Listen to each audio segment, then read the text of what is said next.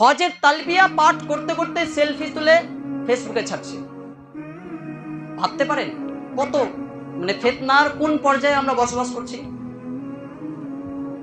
মানুষকে দান করছে, যতক্ষণ মানুষকে না জানাচ্ছে বিষয়টা, ফেসবুকে যতক্ষণ আপলোড না করছে, হোয়াটসঅ্যাপে যতক্ষণ না শেয়ার করছে বন্ধুদের সাথে, ততক্ষণ মনে শান্তি আসছে। কোরআনের আয়াত ফেসবুকে শেয়ার করছে বা হোয়াটসঅ্যাপে শেয়ার করছে, ফেসবুকে কোরআনের আয়াত দিল, কোনো হাদিস একটা দিল, তার সাথে নিজের ছবি। কিরে ভাই, আয়াতের সাথে আবার ছবির কি সম্পর্ক? কোরআন হাদিসের প্রচার করছে কি নিজের প্রচার করছে বোঝা মুশকিল। হাম্মাদ ইবনে যায়েদ রাহিমাহুল্লাহ বলেন যে আইয়ুব রাহিমাহুল্লাহ যখন হাদিস বর্ণনা করতেন, তখন অনেক সময় তিনি ব্যথিত হয়ে পড়তেন, কান্নাগ্রস্ত হয়ে পড়তেন। তবুও তিনি তার ভিতর থেকে কান্নাগুলো বেরিয়ে আসতে চাইতো, তবুও তিনি বের হতে দিতেন না। চূড়ান্ত পর্যায়ে তিনি সর্দির ভান করতেন, নাক ঝাড়তে শুরু করতেন, বলতেন যে আজকাল কি আমার সর্দিটা বেড়ে গেছে। কোনো ব্যক্তি যখন বিশেষ কোনো মজলিসে বসতো, তার মধ্যে যখন কান্না চলে আসতো, তখন সে কান্নাটাকে ধরে রাখার চেষ্টা করত, মানুষের কাছে যেন প্রকাশ না পায়।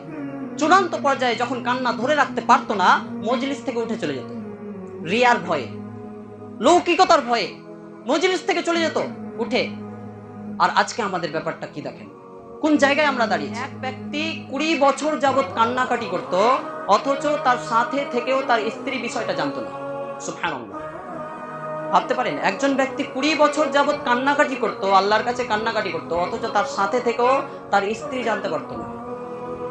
আর আজকে আমরা জঙ্গলে যদি কোনো আমল করি, ইন্টারনেটের মাধ্যমে সারা বিশ্বকে জানি। আসসালামু আলাইকুম ওয়া রাহমাতুল্লাহি ওয়া বারাকাতুহু। ইন্নাল হামদালিল্লাহি নাহমাদুহু ওয়া নাস্তাঈনুহু, মান ইয়াহদিহিল্লাহু ফালা মুদিল্লা লাহু ওয়া মান ইউদ্লিল ফালা হাদিয়া লাহু। ওয়া আশহাদু আল লা ইলাহা ইল্লাল্লাহু ওয়াহদাহু লা শারীকা লাহু ওয়া আন্না মুহাম্মাদান আবদুহু ওয়া রাসূলুহু। أما بعد فأعوذ بالله السميع العليم من الشيطان الرجيم. بسم الله الرحمن الرحيم. إن المنافقين يخادعون الله وهو خادعهم وإذا قاموا إلى الصلاة قاموا كسالى يراءون الناس ولا يذكرون الله إلا قليلا. عن أبي هريرة رضي الله عنه قال قال رسول الله صلى الله عليه وسلم إن الله لا ينظر إلى صوركم وأموالكم ولكن ينظر إلى قلوبكم وأعمالكم. رواه مسلم. عن أبي أمامة رضي الله عنه قال قال رسول الله صلى الله عليه وسلم إن الله لا يقبل من العمل إلا ما كان له خالصا وابتغي به وجهه. رواه النسائي بإسناد حسن. رب اشرح لي صدري ويسر لي أمري واحلل عقدة من لساني يفقهوا قولي. رب زدني علما رب زدني علما. উপস্থিত আজকের এই দিনী বৈঠকের সম্মানিত সভাপতি মহাশয়, এছাড়াও সামনে উপবিষ্ট বিভিন্ন জায়গা থেকে আগত সম্মানিত শ্রোতামণ্ডলী, সেই আল্লাহর নামে শুরু করছি যার প্রশংসা করে শেষ করা যায় না। ওয়ালাউ আন্না মা ফিল আরদি মিন শাজারাতিন আকলাম ওয়াল বাহরু ইয়ামুদ্দুহু মিন বা'দিহি সাবআতু আবহুরিন মা নাফিদাত কালিমাতুল্লাহ। যেহেতু আল্লাহর প্রশংসা করে শেষ করা যায় না, যাবে না, তাই আমরা সকলে অন্তরের অন্তঃস্থল থেকে বলি আলহামদুলিল্লাহ। এবং যাবতীয় দরুদ ও সালাম পেশ করছি আমাদের শেষ নবী মুহাম্মদুর রাসূলুল্লাহ সাল্লাল্লাহু আলাইহি ওয়াসাল্লামের প্রতি। আল্লাহুম্মা সাল্লি আলাইহি আল্লাহুম্মা বারিক আলাইহি। আজ এই দিনই বৈঠকে আলোচ্য বিষয় খতরুর রিয়া, অর্থাৎ রিয়া বা লোক দেখানো আমলের ভয়াবহতা। এই শিরোনামে আমরা গুরুত্বপূর্ণ তথ্যবহুল সংক্ষিপ্ত বিবরণের চেষ্টা করব ইনশাআল্লাহ। ওমা তাওফীকি ইল্লা বিল্লাহ আলাইহি তাওয়াক্কালতু ওয়া ইলাইহি উনীব। আমরা সকলেই অবগত আছি যে আল্লাহ তাআলা আমাদেরকে সৃষ্টি করেছেন একমাত্র তার ইবাদত করার জন্য। আমাদের মধ্যে আমলের দিক দিয়ে কে উত্তম, এটা পরীক্ষা করার জন্য আল্লাহ তাআলা জীবন এবং মৃত্যু সৃষ্টি করেছেন। এই মর্মে তিনি বলেন, সূরা মুলক সূরা নম্বর 67 আয়াত নম্বর 2, আল্লাযী খালাকাল মাউতা ওয়াল হায়াতা লিয়াবলুয়াকুম আইয়ুকুম আহসানু আমালা। তিনি সেই সত্তা যিনি জীবন ও মৃত্যু সৃষ্টি করেছেন তোমাদেরকে পরীক্ষা করার জন্য যে কে তোমাদের মধ্যে সর্বোত্তম আমল করে। এখানে আকসারু আমালা বলা হয়নি, অধিক আমল বলা হয়নি, বরং এখানে বলা হয়েছে আহসানু আমালা, অর্থাৎ সর্বোত্তম আমল। এই আয়াতের ব্যাখ্যা করতে গিয়ে মুফাসসিরিন গণ বলেছেন যে আহসানু আমালা, সর্বোত্তম আমল তখনই হবে যখন কোনো আমলে দুইটি শর্ত পূরণ হবে। এক, ইখলাস থাকতে হবে, এবং দুই, রাসূল সাল্লাল্লাহু আলাইহি ওয়াসাল্লামের পদ্ধতি অনুযায়ী হতে হবে। কোনো আমলে ইখলাস আছে কিন্তু সেই আমলটা যদি রাসূল সাল্লাল্লাহু আলাইহি ওয়াসাল্লামের পদ্ধতি অনুযায়ী না হয় তাহলে সেটাকে সৎ আমল বলা যাবে না। পক্ষান্তরে কোনো আমল রাসূল সাল্লাল্লাহু আলাইহি ওয়াসাল্লামের পদ্ধতি অনুযায়ী করা হচ্ছে কিন্তু তাতে যদি খুলুসিয়াত না থাকে, একমাত্র আল্লাহকে সন্তুষ্ট করার জন্য না করা হয়, সেটাও কিন্তু সৎ আমল বলে গণ্য হবে না। সর্বপ্রথম আমরা রিয়ার পরিচয় সম্পর্কে জেনে নিব। ফকিহগণ বলেছেন যে রিয়া হচ্ছে কোনো সৎ আমল করার মাধ্যমে মানুষের মনে একটু জায়গা করে নেওয়া। কোনো আমল করার মাধ্যমে মানুষের মনে নিজের জন্য একটু জায়গা করে নেওয়া, যে মানুষ আমাকে বলবে মাশাআল্লাহ, লোকটা তো খুব ভালো নামাজি, 5 ওয়াক্ত নামাজ পড়ে, লোকটা তো খুব ভালো কোরআন তেলাওয়াত করে, লোকটা তো খুব ভালো বক্তব্য দেয়। মনের মানুষের মনে নিজের জন্য একটু জায়গা করে নেওয়া, এটাই হচ্ছে রিয়া। এই রিয়া যদি আমলের মধ্যে ঢুকে যায় তাহলে আমল তো কবুল হবেই না, বরং আল্লাহ তাআলা আমাদের আমলকে ধ্বংস করে দেবেন, ধূলিসাৎ করে দেবেন। সূরা ফুরকান সূরা নম্বর 25 আয়াত নম্বর 23 এর মধ্যে আল্লাহ তাআলা উল্লেখ করেছেন, ওয়াকাদিমনা ইলা মা আমিলু মিন আমালিন ফাজআলনাহু হাবাআম মানসুরা। আর কিয়ামতের দিন আমি তাদের আমলগুলো দেখার জন্য অগ্রসর হব। ফাজআলনাহু হাবাআম মানসুরা, অতঃপর তাদের আমলগুলোকে ধুলায় ধূসরিত করে দেব, ধূলিসাৎ করে দেব। আমলের মধ্যে যদি রিয়া চলে আসে, শিরক চলে আসে, ভ্রান্ত আকীদা চলে আসে, তাহলে এই আমলগুলো করে কোনো লাভ হবে না, বরং কিয়ামতের দিন আল্লাহ তাআলা এই আমলগুলোকে ধুলায় ধূসরিত করে দেবেন। তাই আমাদেরকে সাবধান থাকতে হবে। মুনাফিকদের একটি কমন বৈশিষ্ট্য হলো রিয়া। তারা লৌকিকতা প্রদর্শনার্থে, মানুষকে দেখানোর জন্য রাসূল সাল্লাল্লাহু আলাইহি ওয়াসাল্লামের যুগে তারা সাহাবীদের সাথে মসজিদে সালাত আদায় করত, মানুষকে দেখানোর জন্য। তাদের বৈশিষ্ট্য আল্লাহ তাআলা কোরআনে উল্লেখ করেছেন, সূরা নিসা সূরা নম্বর 4 আয়াত নম্বর 142, ইন্নাল মুনাফিকিনা ইউখাদিউনাল্লাহ ওয়া হুয়া খাদিউহুম, যে নিশ্চয়ই মুনাফিকরা, কপট অবিশ্বাসীরা আল্লাহকে ধোঁকা দেয়। ওয়া হুয়া খাদিউহুম, অথচ তারা নিজেরাই নিজেদেরকে ধোঁকা দেয়। ওয়া ইযা কামু ইলাস সালাতি কামু কুসালা, তারা যখন সলাতে দাঁড়ায় তখন একেবারে অলসভাবে দাঁড়ায়, লেজিলি, একেবারে অলসভাবে, অলসতার সাথে সলাতে দাঁড়ায়। ওয়ালা ইয়াযকুরুনাল্লাহা ইল্লা কলিলা, আর তারা আল্লাহকে খুব অল্পই, যত সামান্যই স্মরণ করে। তাহলে রিয়া এটা হচ্ছে মুনাফিকদের একটি বৈশিষ্ট্য। মুনাফিকদের একটি কমন বৈশিষ্ট্য হচ্ছে যে তারা লৌকিকতা প্রদর্শনার্থে, মানুষকে দেখানোর জন্য তারা সালাত আদায় করে, মানুষের কাছে ভালো হওয়ার জন্য, মানুষের কাছে নাম নেওয়ার জন্য, মানুষের মনে একটু নিজেদের জায়গা করে নেওয়ার জন্য তারা ইবাদত করে। এই কথাটা আল্লাহ তাআলা অন্যত্র উল্লেখ করেছেন সূরা তাওবা 9 নম্বর সূরা 54 নম্বর আয়াতে। আল্লাহ তাআলা অন্যত্র বলেন সূরা মাউন সূরা নম্বর 107 আয়াত নম্বর 4 থেকে 6, ফাওয়াইলুল লিল মুসাল্লিন আল্লাযীনা হুম আন সালাতিহিম সাহুন আল্লাযীনা হুম ইউরাউন। ধ্বংস, দুর্ভোগ ওই সমস্ত মুসাল্লিদের জন্য যারা তাদের সালাত থেকে গাফেল, উদাসীন। আল্লাযীনা হুম ইউরাউন, যারা মানুষকে দেখানোর জন্য তা আদায় করে, যারা মানুষকে দেখানোর জন্য সালাত আদায় করে, যারা তাদের সালাত থেকে গাফেল, উদাসীন, অলসতার সাথে সালাত আদায় করে, মনোযোগ থাকে না, অ্যাটেনশন থাকে না সালাতে, এদের জন্য আল্লাহ তাআলা ধ্বংসের কথা বলছেন। তাহলে রিয়া এটি অত্যন্ত মারাত্মক একটি বিষয়, আমাদেরকে যথাসম্ভবভাবে এ থেকে বিরত থাকতে হবে। কোনো সময় আমাদের মনে যেন রিয়া না আসে, মানুষকে দেখানোর জন্য, দেখানোর যে একটা মানসিকতা, ইচ্ছা, এটা যেন মনে আমাদের কখনো জায়গা করে না নেয়।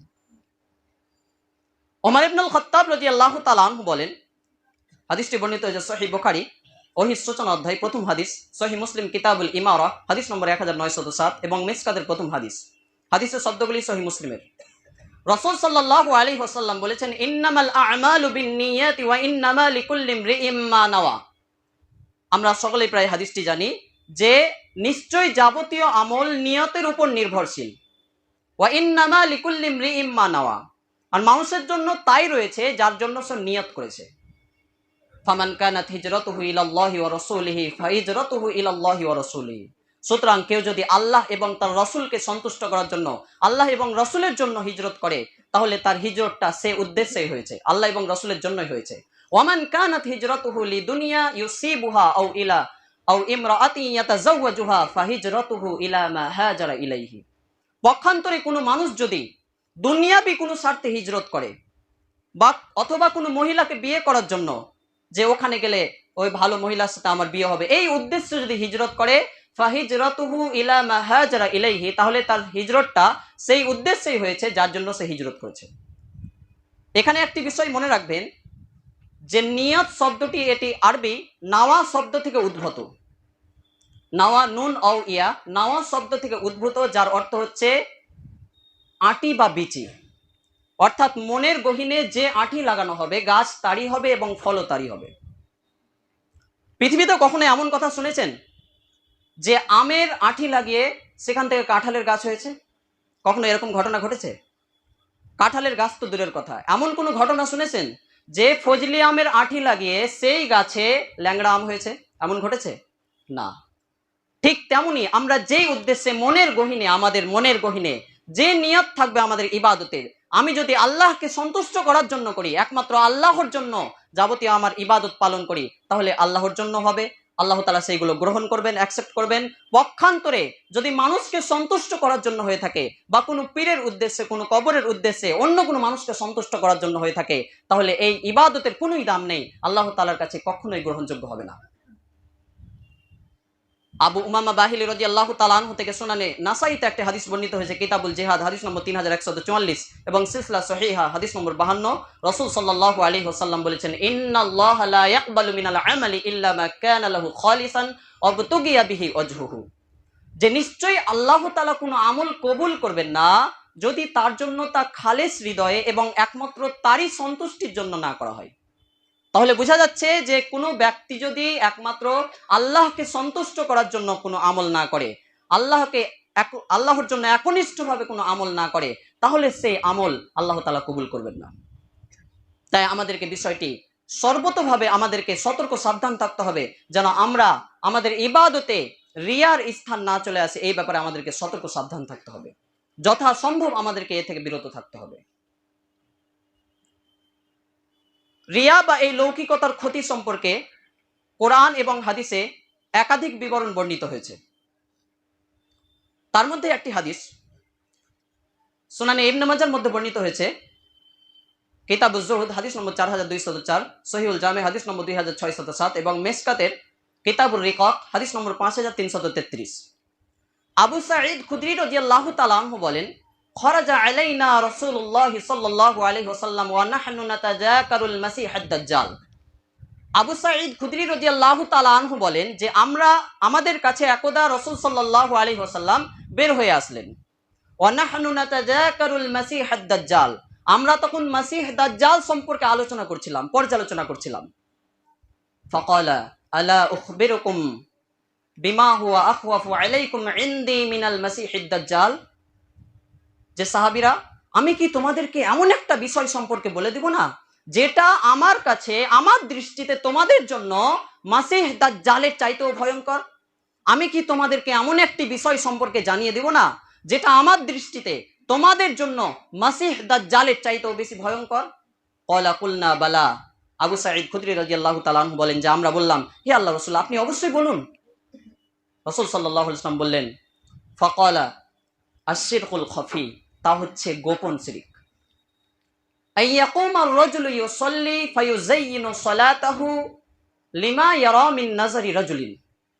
যে গোপন শিরকের রাসূল সাল্লাল্লাহু আলাইহি ওয়াসাল্লাম উদাহরণ দিচ্ছেন যে গুপ্ত শিরক বা গোপন শিরক হচ্ছে যে একজন বান্দা সালাতে দাঁড়িয়েছে, সালাতে দাঁড়িয়ে ফায়ুযায়্যিনু সালাতাহু, তার সালাতটাকে খুব সুন্দরভাবে আদায় করছে, দীর্ঘক্ষণ কিয়ামে দাঁড়িয়ে আছে, খুব দীর্ঘক্ষণ রুকু সিজদা করছে, মানে এক কথায় তার সালাতটাকে সুন্দর করছে। কেন?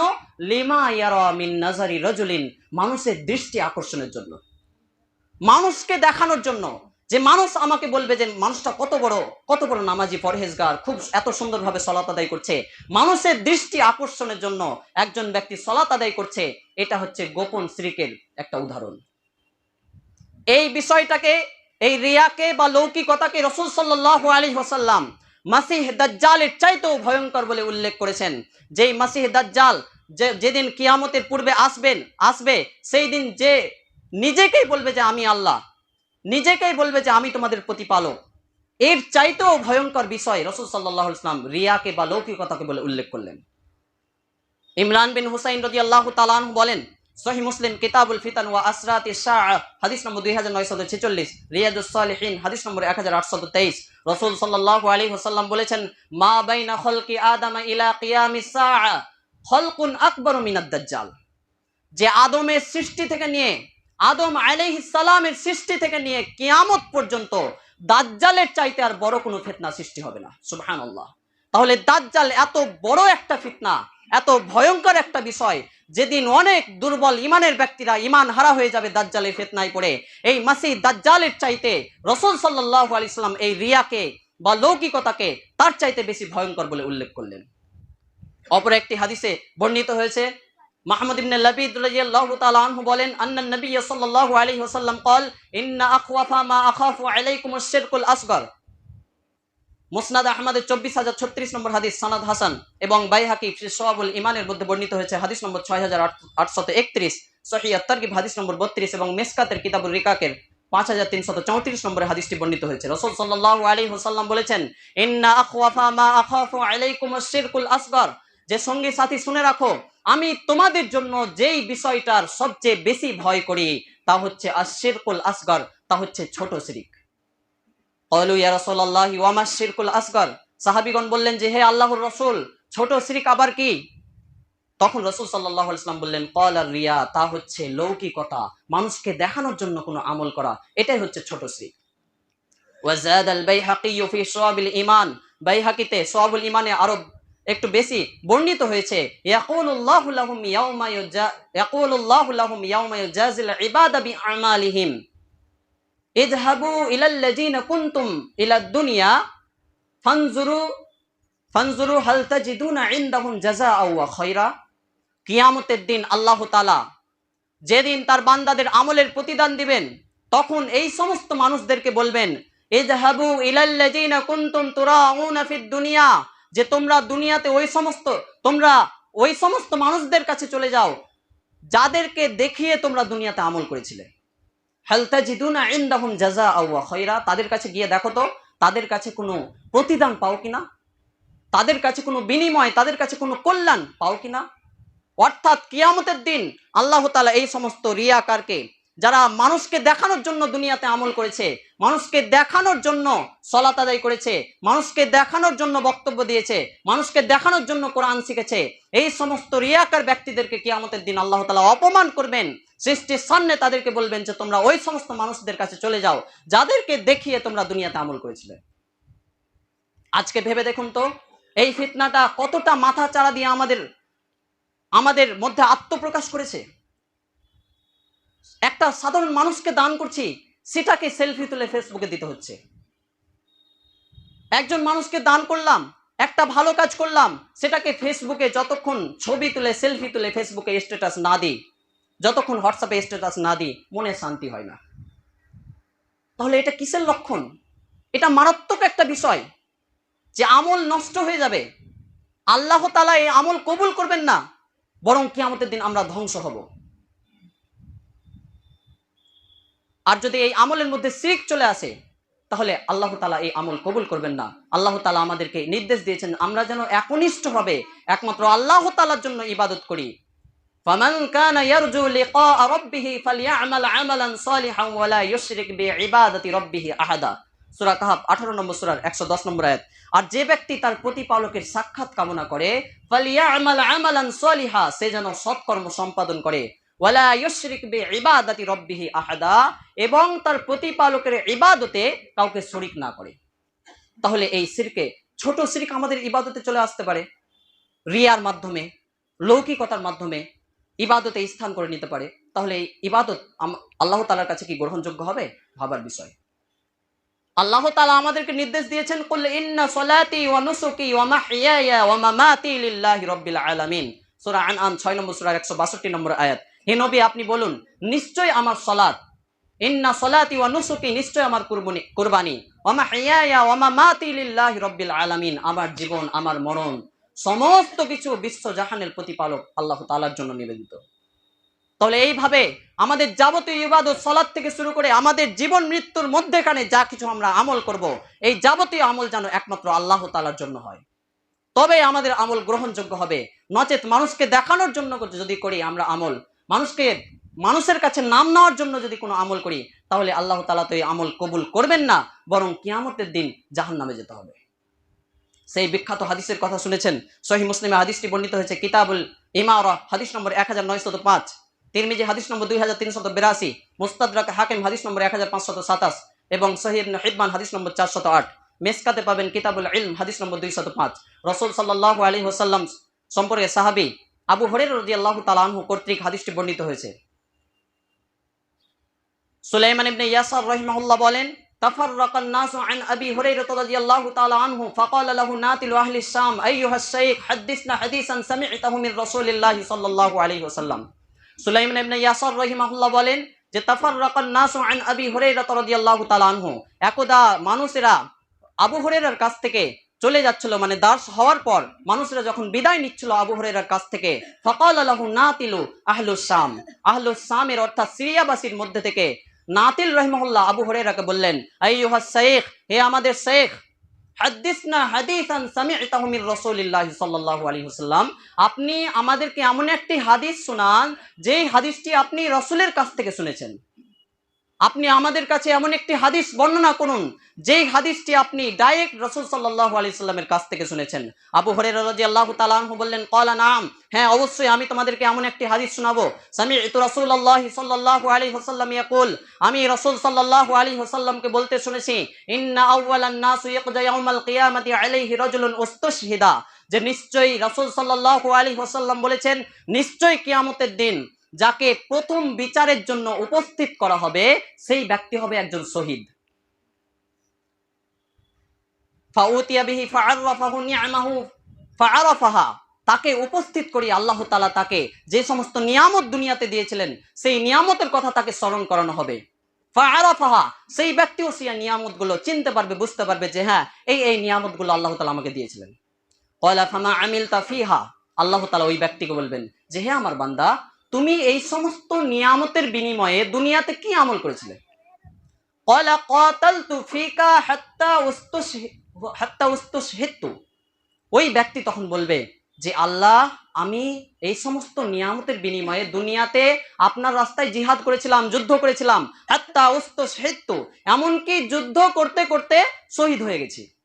ক্বালা কাযাবতা, আল্লাহ তাআলা বলবেন না, তুমি মিথ্যা বলছো।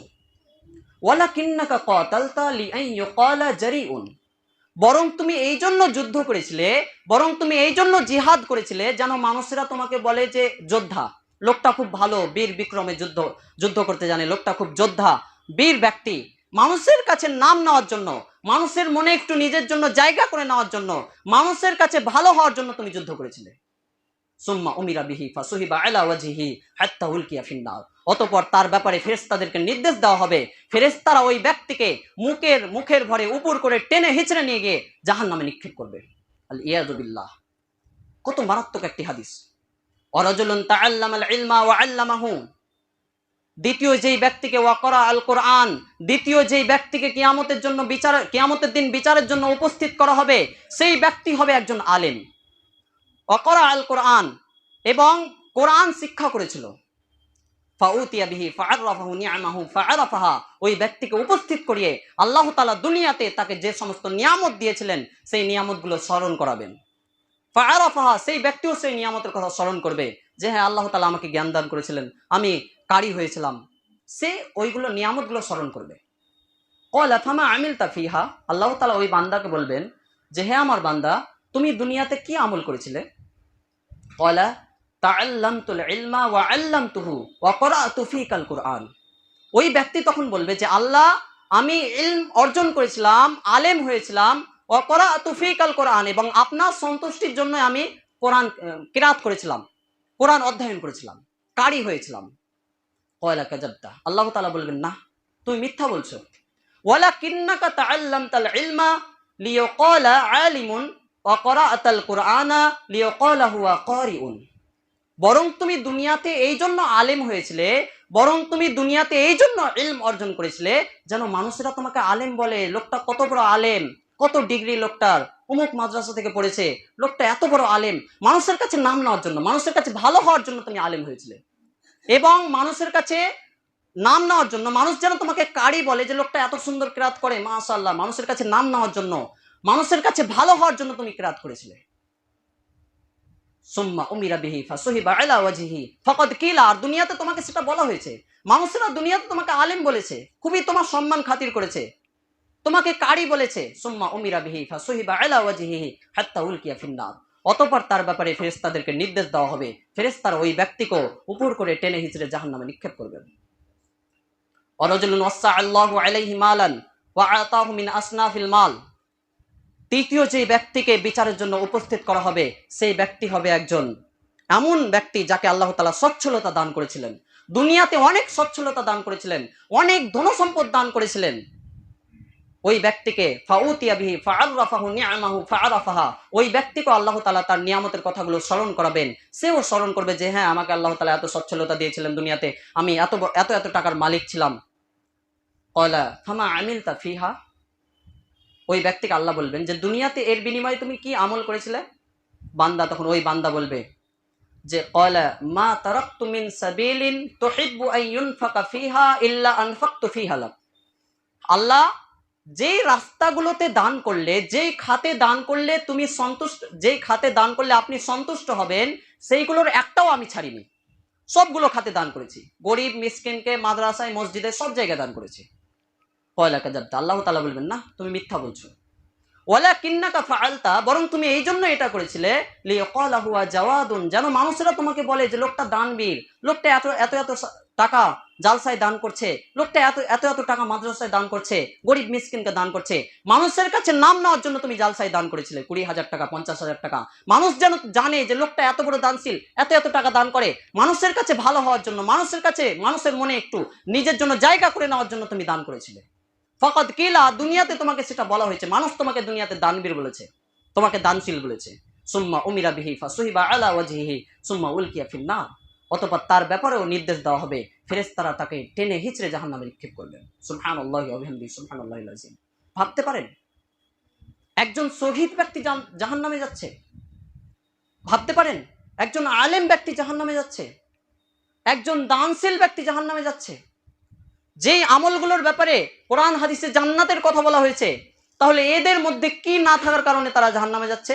ইখলাস না থাকার কারণে, খুলুসিয়াত, তারা একমাত্র আল্লাহকে সন্তুষ্ট করার জন্য এই ইবাদতগুলো করেনি। প্রথম ব্যক্তি যে শহীদ, আল্লাহকে সন্তুষ্ট করার জন্য জিহাদ করেনি। দ্বিতীয় ব্যক্তি যে আলেম, আল্লাহকে সন্তুষ্ট করার জন্য আলেম হয়নি। তৃতীয় ব্যক্তি দানশীল ব্যক্তি, আল্লাহকে খুশি করার জন্য দান করেনি, বরং মানুষের কাছে ভালো হওয়ার জন্য এরা আমল করেছিল, যার কারণে তিনজনকেই জাহান্নামে যেতে হচ্ছে। তাহলে কত মারাত্মক একটি বিষয়। ইখলাসের ডাইরেক্ট অপোজিট বিষয় হচ্ছে রিয়া। যেমন ভাবে তাওহীদের অপোজিট বিষয় হচ্ছে শিরক, সুন্নাতের অপোজিট বিষয় হচ্ছে বেদাত, ইমানের অপোজিট বিষয় হচ্ছে কুফর, অনুরূপভাবে ইখলাসের অপোজিট বিষয় হচ্ছে রিয়া। রিয়া ঢুকে গেলে তখন ইখলাস আর থাকবে না, তখন ব্যক্তির আমলগুলো আর কবুল হবে না, বরং কিয়ামতের দিন তাকে জাহান্নামে যেতে হবে। আজকে ভেবে দেখুন তো, আজকে আমাদের মধ্যে কি এই রিয়া ঢুকেনি? হজের তালবিয়া পাঠ করতে করতে সেলফি তুলে ফেসবুকে ছাড়ছে। ভাবতে পারেন কত ফিতনার কোন পর্যায়ে আমরা বসবাস করছি। মানুষকে দান করছে, যতক্ষণ মানুষকে না জানাচ্ছে বিষয়টা, ফেসবুকে যতক্ষণ আপলোড না করছে, হোয়াটসঅ্যাপে যতক্ষণ না শেয়ার করছে বন্ধুদের সাথে, ততক্ষণ মনে শান্তি আসছে না। কোরআনের আয়াত ফেসবুকে শেয়ার করছে বা হোয়াটসঅ্যাপে শেয়ার করছে, ফেসবুকে কোরআনের আয়াত দিল, কোনো হাদিস একটা দিল, তার সাথে নিজের ছবি। কিরে ভাই, আয়াতের সাথে আবার ছবির কি সম্পর্ক? কোরআন হাদিসের প্রচার করছে কি নিজের প্রচার করছে বোঝা মুশকিল। তাহলে কোন ফিতনার কোন পর্যায়ে আমরা বসবাস করছি, যেখানে আয়াতের সাথে কোনো ছবির সম্পর্কই নেই, একটা হাদিসের সাথে ছবির সম্পর্কই নেই, তবুও আমাদের ছবি না দিলে আমাদের মনে শান্তি আসে না। তাহলে এগুলো কি রিয়া নয়? কখন যে হঠাৎ করে আপনি হয়তো বলবেন যে না আমার মধ্যে তো রিয়া আসছে না, কিন্তু হঠাৎ করে কখন যে রিয়া চলে আসবে আপনি টেরও পাবেন না, বুঝতেও পারবেন না। ওই যে গোপন শিরক বলা হলো হাদিসে, যে গুপ্ত শিরক, একবারে লুকায়িত শিরক, বুঝতেই পারা যাবে না কখন আমার মধ্যে চলে এসেছে। তাই আমাদেরকে সাবধানতা অবলম্বন করতে হবে। এই ইবাদতে যেন রিয়া চলে না আসলে এই ইবাদতে রিয়া চলে আসলে অবশ্যই আমাদের আমলগুলো কবুল হবে না এবং আমরা কিয়ামতের দিন ক্ষতিগ্রস্ত হব। পূর্বের আলেমগণের বিষয়গুলো যদি আমরা দেখি, মনীষীদের বিষয়গুলো যদি আমরা দেখি, তাহলে কিভাবে তারা তাদের আমলগুলোকে গোপন রাখতেন। হাসান বসরি রাহিমাহুল্লাহ বলেন, হাম্মাদ ইবনে যায়েদ রাহিমাহুল্লাহ বলেন, সিয়ার ও আলামিন নুবালার মধ্যে বর্ণিত হয়েছে 6 নম্বর খণ্ডের 20 পৃষ্ঠায় বর্ণিত হয়েছে, হাম্মাদ ইবনে যায়েদ রাহিমাহুল্লাহ বলেন যে আইয়ুব রাহিমাহুল্লাহ যখন হাদিস বর্ণনা করতেন তখন অনেক সময় তিনি ব্যথিত হয়ে পড়তেন, কান্নাগ্রস্ত হয়ে পড়তেন। তবুও তিনি তার ভিতর থেকে কান্নাগুলো বেরিয়ে আসতে চাইতো, তবুও তিনি বের হতে দিতেন না। চূড়ান্ত পর্যায়ে তিনি সর্দির ভান করতেন, নাক ঝাড়তে শুরু করতেন, বলতেন যে আজকাল কি আমার সর্দিটা বেড়ে গেছে। অর্থাৎ কান্নাকে ঢাকার জন্য তিনি সর্দির কথা প্রকাশ করতেন। ভাবতে পারেন একজন এত বড় মুহাদ্দিস ছিলেন, তাহলে কিভাবে তারা তাদের আমলগুলোকে গোপন রাখতেন। হাসান বসরি রাহিমাহুল্লাহ বলেন, আহমদ ইবনে হাম্বলের আজ-জুহুদের মধ্যে বর্ণিত হয়েছে 262 পৃষ্ঠায়, যে কোনো ব্যক্তি যখন বিশেষ কোনো মজলিসে বসতো, তার মধ্যে যখন কান্না চলে আসতো তখন সে কান্নাটাকে ধরে রাখার চেষ্টা করত, মানুষের কাছে যেন প্রকাশ না পায়। চূড়ান্ত পর্যায়ে যখন কান্না ধরে রাখতে পারতো না, মজলিস থেকে উঠে চলে যেত, রিয়ার ভয়ে, লৌকিকতার ভয়ে মজলিস থেকে চলে যেত উঠে। আর আজকে আমাদের ব্যাপারটা কি দেখেন, কোন জায়গায় আমরা দাঁড়িয়েছি। মুহাম্মদ ইবনে ওয়াসি রাহিমাহুল্লাহ বলেন, হিলিয়াতুল আউলিয়া 2য় খণ্ডে 347 নম্বর পৃষ্ঠায় বর্ণিত হয়েছে যে এক ব্যক্তি 20 বছর যাবৎ কান্নাকাটি করত, অথচ তার সাথে থেকেও তার স্ত্রী বিষয়টা জানতো না। সুবহানাল্লাহ। ভাবতে পারেন একজন ব্যক্তি 20 বছর যাবৎ কান্নাকাটি করত, আল্লাহর কাছে কান্নাকাটি করত, অথচ তার সাথে থেকেও তার স্ত্রী জানতে পারতো না। আর আজকে আমরা জঙ্গলে যদি কোনো আমল করি, ইন্টারনেটের মাধ্যমে সারা বিশ্বকে জানাই। এটা আমাদের পরিস্থিতি। তাহলে কোন পর্যায়ে আমরা অবস্থান করছি, আমাদের আমলগুলো কি হবে? তাই মনে রাখবেন যে কোনো সময় যেন রিয়ার স্থান আমাদের অন্তরে জায়গা নেই। যে সালাত আদায় করছি, মানুষ আমাকে ভালো বলবে, বক্তব্য দিচ্ছি, মানুষ আমাকে ভালো বলবে, লোকটা খুব ভালো বক্তব্য দেয়। কোরআন তেলাওয়াত করছি, মানুষ আমাকে বলবে, আমার সম্পর্কে বলবে যে এত সুন্দর কণ্ঠ, মাশাআল্লাহ। মানুষের কাছে নাম নেওয়ার জন্য যেন কোনো আমল আমরা না করি। যদি থাকে তাহলে সর্বদা আমাদেরকে দোয়া করতে হবে। রাসূল সাল্লাল্লাহু আলাইহি ওয়াসাল্লাম আমাদেরকে একটি দোয়া শিখিয়ে দিয়েছেন, আল্লাহুম্মা ইন্নী আউযু বিকা আন উশরিকা বিকা ওয়া আনা আ'লামু ওয়া আস্তাগফিরুকা লিমা লা আ'লাম। মুসনাদ আহমদের 19606 নম্বর হাদিস এবং সহিহুল জামির 6044 নম্বর হাদিস, যে হে আল্লাহ, আমি আপনার কাছে জেনে বুঝে শিরিক করা হতে এবং অজান্তে যদি শিরিক হয়ে যায় তা থেকে আপনার কাছে আমি আশ্রয় প্রার্থনা করছি। অনেক সময় দেখবেন অজান্তে শিরিক, এই রিয়াটা চলে আসে। যে সালাত আদায় করছি, আমার পাশে কোনো বড় বক্তা দাঁড়িয়েছে, আব্দুল্লাহ সালাফি আছে, তখন কি করছি, যে সালাতটাকে সুন্দর করে আদায় করছি, অজান্তে চলে আসছে। তাহলে এই সমস্ত অজান্তে যদি আমাদের মধ্যে শিরক চলে আসে, রিয়া চলে আসে, তাহলে রাসূল সাল্লাল্লাহু আলাইহি ওয়াসাল্লাম এর জন্য আমাদেরকে দোয়া শিখিয়ে দিয়েছেন। এই দোয়াটা আমরা বেশি বেশি পাঠ করব, তাহলে অবশ্যই আল্লাহ তাআলা আমাদের ক্ষমা করে দেবেন। তাই পরিশেষে আল্লাহ তাআলার কাছে দোয়া করি, আমরা সর্বপ্রথম আল্লাহ তাআলা যেন আমাকে অতঃপর সবাইকে রিয়া থেকে মুক্ত থাকার তৌফিক দান করেন, আমিন। আমরা যেন ইবাদত, যাবতীয় ইবাদত একমাত্র আল্লাহকে সন্তুষ্ট করার জন্য পালন করতে পারি। আল্লাহ তাআলা আমাদের এই প্রার্থনা কবুল করুন, আমিন। আমরা যেন আমৃত্যু আল্লাহর ইবাদত করে মরতে পারি এবং এই ইবাদতে যেন শিরকের স্থান না পাই। রিয়া থেকে, শিরক থেকে, ভ্রান্ত আকীদা থেকে, বিদআত থেকে যেন আমাদের আমলকে সর্বদা মুক্ত রাখতে পারি। আল্লাহ তাআলা আমাদের প্রার্থনা কবুল করুন, আমিন। আমাদের মাঝে যারা অসুস্থ রয়েছেন, আল্লাহ তাআলা তাদেরকে আরোগ্য দান করুন। যারা মারা গেছেন তাদের কবরের শাস্তি আল্লাহ তাআলা মাফ করুন। এই দাবি, এই দোয়া রেখে আজকের সংক্ষিপ্ত আলোচনা এখানে ইতি করলাম। ওয়া আখিরি দাওয়ানা আলহামদুলিল্লাহি রাব্বিল আলামিন। আসসালামু আলাইকুম ওয়া রাহমাতুল্লাহ।